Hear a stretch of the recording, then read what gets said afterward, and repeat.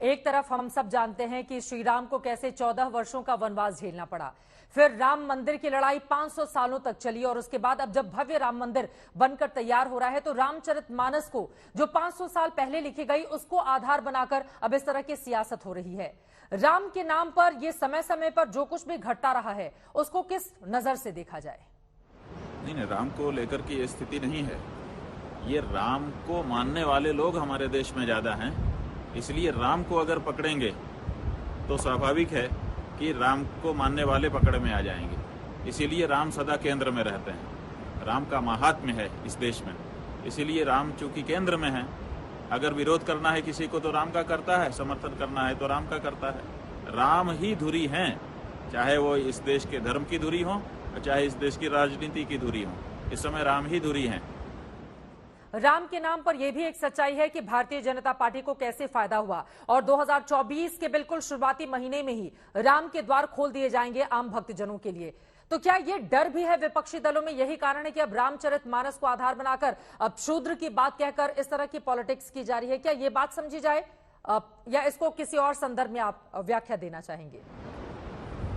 चित्रा जी, बार बार आप यही पूछ रही हैं और सच बात यही है कि कोशिश यही है, प्रयास यही है कुछ राजनीतिज्ञ हमारे भाइयों का कि राम के नाम पे जिस तरह से भारत में सरकार बना ली भारतीय जनता पार्टी नाम की राजनीतिक दल ने, अब रामचरितमानस की कुछ बातों को उठा करके, क्योंकि जिस तरह से एक मंत्री ने पहले दूसरे प्रदेश में बयान दिया, उसके बाद फिर उत्तर प्रदेश के एक मंत्री ने, जो पूर्व मंत्री है, उसने बयान दिया, उसके बाद उस पार्टी के मुखिया ने उस बात को बहुत दृढ़ता के साथ लेकर के सामने आए।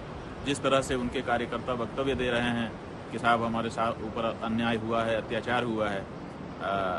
अन्याय अत्याचार कौन सा हुआ है? कुछ उदाहरण तो हर चीज के मिल जाते हैं, कुछ उदाहरण से नहीं चलता है। इस देश में लंबे समय तक उनका राज रहा है जो लोग कह रहे हैं कि हम दलित हैं, हम शोषित हैं, हम पिछड़े हैं। आप इतिहास उठा करके देख लीजिए, चंद्रगुप्त मौर्य कौन था, और इसी तरह से लंबा है। केवल वो जो कुषाण वो था, एक ब्राह्मण राजा है, उसके शुंग, पुष्यमुत्र शुंग, वो जो शुंग डायनेस्टी है वो ब्राह्मण था। इसके अलावा कौन ब्राह्मण राजा हुआ है? सारे तो यही लोग हुए हैं, क्षत्रिय हुए हैं या फिर शूद्रों में से राजा हुए हैं। और ये राजा रहे और अच्छे राजा रहे, इनकी कसीदे पढ़े जाते हैं, हम लोग प्रशंसा करते हैं। चाणक्य ने इन्हीं को, चंद्रगुप्त मौर्य को प्रशिक्षित करके राजा बनाया।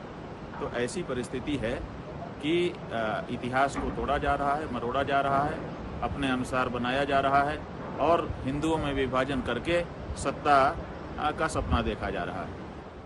शंकराचार्य जी, मेरा अगला सवाल आपसे यह है, रामचरितमानस को लेकर खासतौर से उसके उत्तरकांड में लिखी चौपाइयों को लेकर समय समय पर सवाल उठते रहे हैं, तो क्या अब ये सही वक्त आ गया है कि रामचरितमानस में जो बातें लिखी गई हैं उसको सही अंदाज में, जो भी उसकी व्याख्या है, सही अर्थों में उसको लोगों तक पहुंचाया जाए ताकि इसको लेकर जो विवाद चल रहा है उसको समाप्त किया जा सके? देखिए चित्रा जी,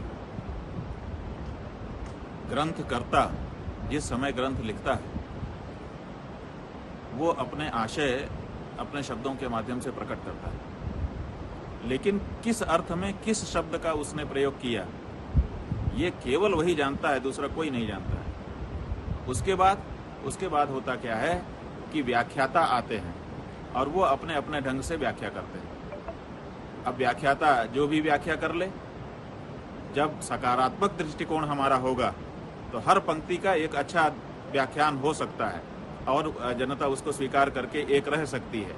और अगर हमारे मन में सकारात्मकता नहीं होगी, नकारात्मकता होगी, हमारे मन में ये भावना होगी कि नहीं हमको तो समाज को बांटना है, समाज को बांट करके बड़ा गोल जो हो जाए उसका फायदा लेना है, शूद्र संख्या में ज्यादा हैं इसलिए शूद्रों की राजनीति करके हम सत्ता में आ सकते हैं। अगर ये सब भावनाएं होंगी तो हर पंक्ति का आप अच्छी से अच्छी किताब लाके हमारे सामने रख दीजिए, हम उसकी व्याख्या कर देंगे। अगर नकारात्मक व्याख्या करने की बात कहेंगी तो उसकी भी कर देंगे। जो पंडित होता है उसके पास शब्दों के लिए अनेक अर्थ होते हैं और वो उसकी संगति बना देता है। तो यहाँ पर तुलसीदास ने क्या लिखा इसका कोई अब तात्पर्य नहीं है। अब तो तात्पर्य इसका है कि हम उसकी व्याख्या कैसे मस्तिष्क से कर रहे हैं, क्या हमारा मस्तिष्क सही है? क्या हम समाज को जोड़े रखने की भावना से व्याख्या कर रहे हैं या समाज को तोड़ने की भावना रख करके व्याख्या कर रहे हैं? अगर हम तोड़ने की भावना रख करके व्याख्या करेंगे तो किसी भी पंक्ति का कुछ भी अर्थ हम निकाल सकते हैं।